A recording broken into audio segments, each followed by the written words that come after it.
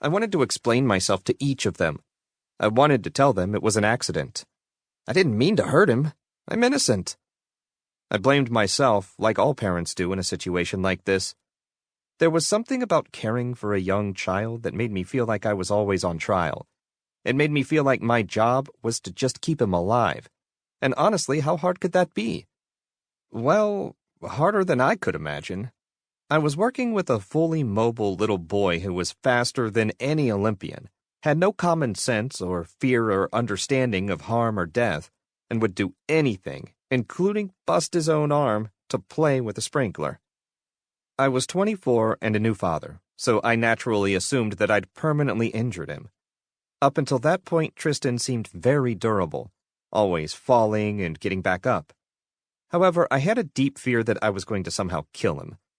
This was my first, most prominent fear as the parent of a toddler. Before having Tristan, it seemed like I was bombarded with tragic stories of children who'd been lost as a result of what appeared to me, a non-parent, as simple parental errors.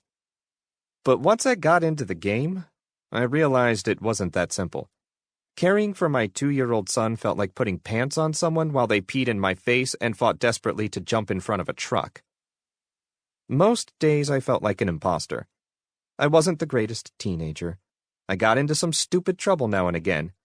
When hearing that my wife was pregnant, more than one of my friends said, "Are you sure it's legal for you to have children?" They'd raise their eyebrows and then mention something stupid I did once, or twice, or 3 times, several years prior.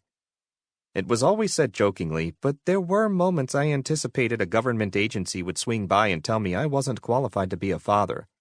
Anything that might prove my lack of qualifications felt like it was confirming what I'd always suspected, and what others had suspected about me.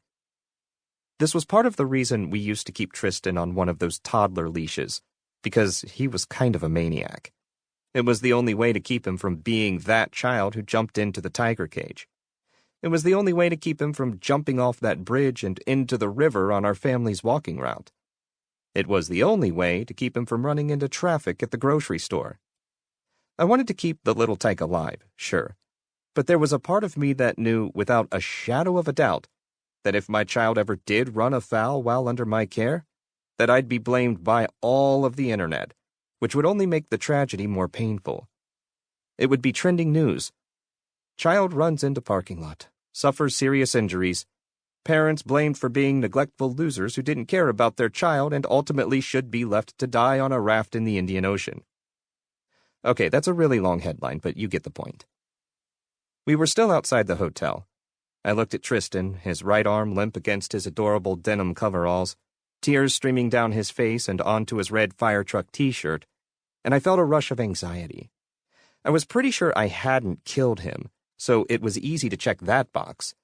But the final 2 fears of permanently injuring him and having my son taken away for neglect sat heavy on me.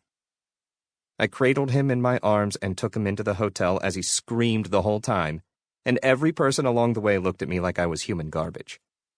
But to be perfectly honest, I don't know if I was actually facing that much judgment. Yes, people were looking at me, but did they really think I'd done something wrong? Did they really think I was unfit to be a parent? Who knows? I'll bet many of them just assumed that I was a young father trying to care for a son who had obviously had an accident. But in chaos like that, it was difficult to tell all those eyes apart or figure out what they really thought, so it just felt like a reflection of my own shame. Mel was out of bed and doing her hair once I got to the hotel room. It was one of those middle ground hotels with 2 queen beds and a little refrigerator. It had a couch, which made us feel big time, but we also got a free continental breakfast, which made it feel like a bargain. I brought Tristan in and sat him down on the bed. When he saw Mel, he lifted his left arm, and it was clear that he wanted to lift his right, but it hurt too much to do so. And when I saw that, I felt this deep mixture of sympathy and fear. He was so little and sweet, with his misty blue eyes and auburn hair, his cheeks rosy red from crying. It felt like he shouldn't have to feel pain and like it was my job to keep him from ever feeling pain. Yet there he was, in agony, and here I was, failing at my job. "What happened?" Mel asked, her hair pulled up on one side lopsidedly, half of it in a clip. I told her about Tristan going limp when I tried to get him to come inside.